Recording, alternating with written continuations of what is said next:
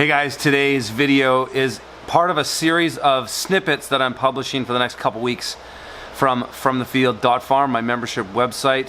And today's video is with microgreen grower extraordinaire Vanessa Hanel. She's in Calgary, Alberta, Canada, and she's crushing it doing indoor microgreens. I hope you guys find this video interesting, and if you like this stuff, go over to FromTheField.farm and sign up.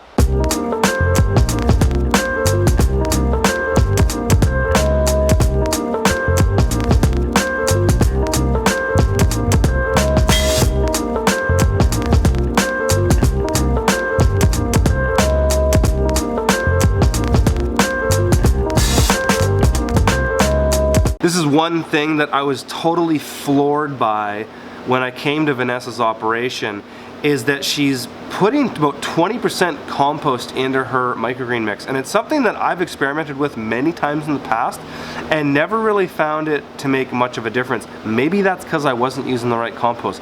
But in this video, she's kind of gonna share her secret to what she's using as a soil mix to get the kind of results she's using. And I gotta tell you, I haven't seen microgreens like hers unless I was growing them in the field. Now, I've done videos on my YouTube channel before about field microgreens. I also wrote about them in my book.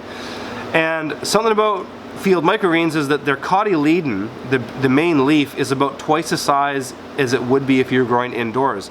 Vanessa's getting that inside her flats, and I'm certain it has to do with her soil mix and the fact she's using compost. So this is a pretty interesting part that I was totally blown away by. So I use ProMix and Hop Compost, which is a local compost company.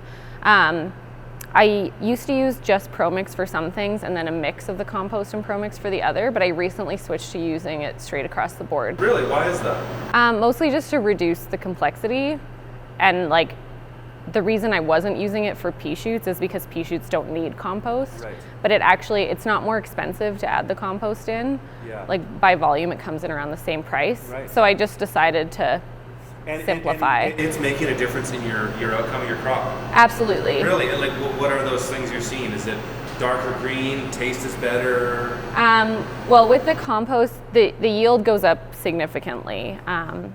It's actually great when they first started trialing when they first launched, they actually contacted me to trial the compost with my greens, and I saw on my sunflowers there was like 40 to 50% increase in yield per tray by just mixing in the hop compost. But I didn't want to do 100% hop compost because it does affect the flavor. Yes. And it can lead to an earthier taste. Probably cause more fungus problems now. So initially that was an issue, and that's why I only used it on my sunflowers for like a couple of years. Right. But as they have perfected their compost recipe and their curing processes and things like that, I'm finding that the microgreens are also able to grow very well in the compost with really minimal like mold or whatever. Every now and then I'll get like a stack that'll get mold in it, and like but it's usually pretty minimal for the micros. Yeah, so I don't know. I think it's just a matter of their product getting better and me being better at growing and having more airflow in here than in my basement.